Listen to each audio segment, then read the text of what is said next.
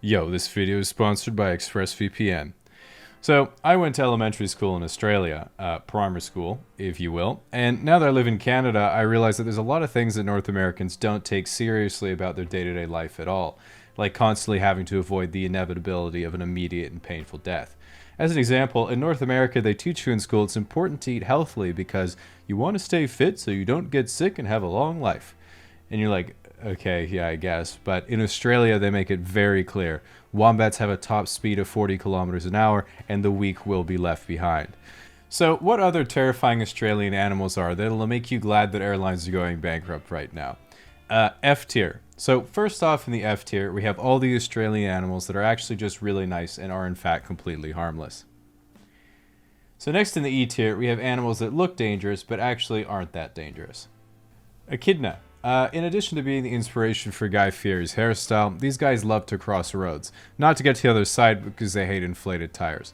In reality, they're actually extremely timid and will curl up into a ball if you threaten to take away their Chaos Emeralds. Huntsman spiders. These are probably the most common variety of spider where I lived and are usually about the size of a coaster. When you rub your leg against your headphone cable, this is what you assume you felt.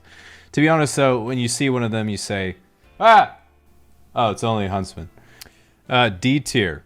Oh, looks friendly. Just what they want you to think. Tasmanian devil. These little guys look like cute miniature dogs, and just like cute miniature dogs, they're completely filled with evil. For their size, they have the strongest bite force of any mammal on the planet, and half of them have contagious mouth tumors. They spend their day walking the perimeter of their territory, looking for other Tasmanian devils to dispute property boundaries with.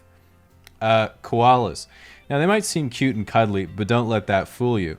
There they'll be at the petting zoo, feeding the little guy some eucalyptus. Next thing you know, he drools on an open wound, and now you have to somehow convince your boyfriend that you got chlamydia from a koala.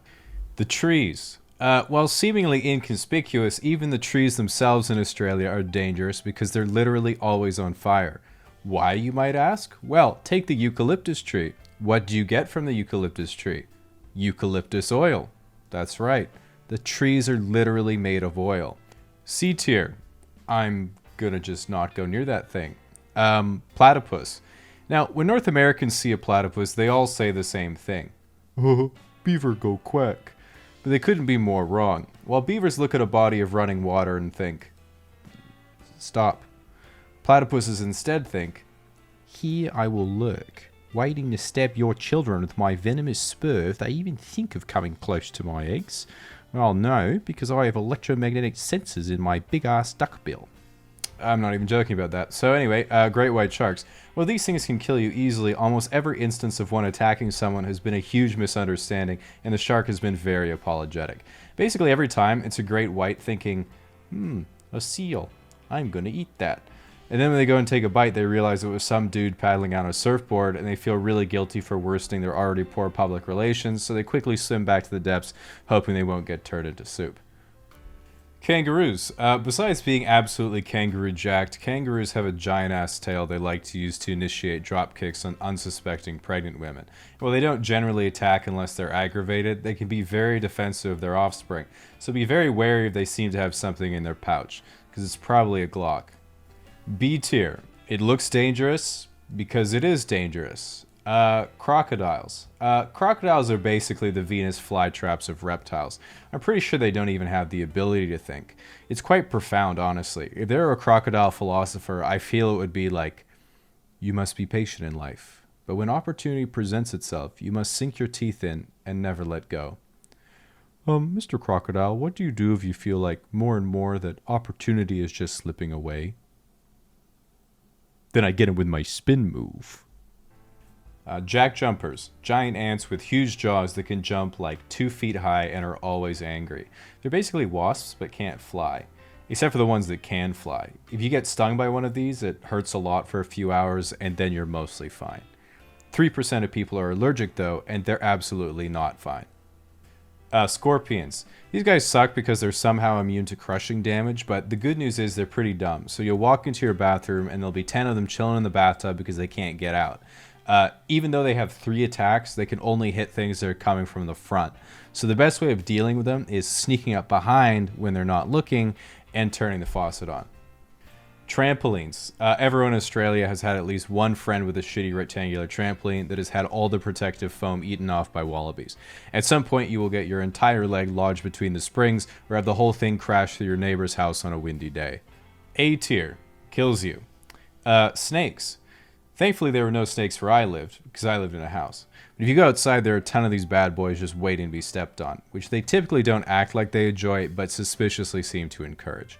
One of the most common venomous snakes in Australia is called the death adder. Yeah, death is literally its first name. Even if you're like, well, everything in Australia is upside down, so maybe it means the opposite. Well, guess what the opposite of death adder is? That's right, life subtractor.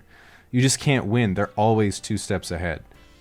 Stonefish. Stonefish are a dumb fish with an even dumber design because even though they hate being poked by children, they nevertheless decide to disguise themselves as a rock in shallow coastal areas. Like, bro, everyone's going to want to flip you over. That's like hating the microwave, but you disguise yourself as a cinnamon bun and then hide in the fridge. Funnel web spiders. Loves wearing functional boots. Redback spiders. Loves comfortable seating and a good postcard.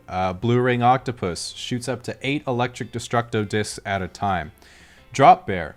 A carnivorous relative of the koala bear that's often attracted to barbecues and other public cookouts. Has been known to plummet up to 5 meters from eucalyptus trees onto passers-by. Has particularly sensitive hearing and becomes enraged upon hearing non-Australian accents or about American tipping culture. Its favorite food is Woolworth's generic sausages placed diagonally on a slice of plain white bread, but will also settle for hundreds and thousands on a thick coat of margarine. Hates Vegemite. Box jellyfish. Loves the beach, but is very predatory and has been known to lure half-naked girls back to their lair by offering them free henna tattoos.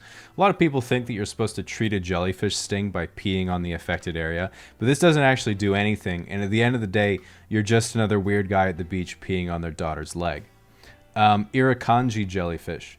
Along with being very painful, if one of these stings you, you can develop such a severe sense of impending doom that people beg their doctor to just end their suffering. Telstra. Similar to the Irukandji jellyfish, they make you want to kill yourself. S tier. It kills everyone, and also happens to start with S. Stingrays. See, I haven't even said anything about them yet, and you're already sad. S tier. For sad. The sun. As a Tasmanian, I spent a lot of time looking at the sun growing up, and I remember getting more and more freckles every year until I moved to Canada, and then it just stopped. Which made me think, oh no, I was dying. The good news is, I've heard that girls think freckles are pretty cute, and I'm sure this is because girls love bad boys, and when they see a guy with freckles, they think, damn, that guy's tougher than the sun. So yeah, S tier. For sunscreen. So, seeing as we're all currently quarantining ourselves and are therefore naturally protected from both girls and the sun, and the virus thing, the only thing left to worry about is running out of things to watch on the computer. And with today's sponsor, ExpressVPN, in just one click, you can reroute your IP address to over 94 different countries, which allows you to continue to binge watch content that might not be available in your region.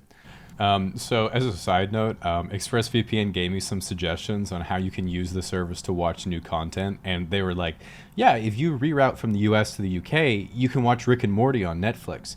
And I was thinking, yeah, I don't watch that. Then they were like, oh, well, you could watch Your Name if you prefer that. And I was like, I don't even watch anime. Stop suggesting. Well, they also have all the Studio Ghibli movies. And I was like, okay, yeah, I like those ones. I'll watch them. Thank you. But no joke, they're honestly so good. You need to watch all of them if you haven't. Anyway, when you connect to a different server, ExpressVPN encrypts all of your data, so none of it could be tracked by third parties, even by ExpressVPN themselves. This makes it so no one is able to steal your information, even over public Wi-Fi, and more importantly, your girlfriend won't be able to see all the eucalyptus oil you've been buying for your skin. So if you'd like to find out how you can get 3 months for free, make sure you click the link in the description or head to expressvpn.com/casually explained.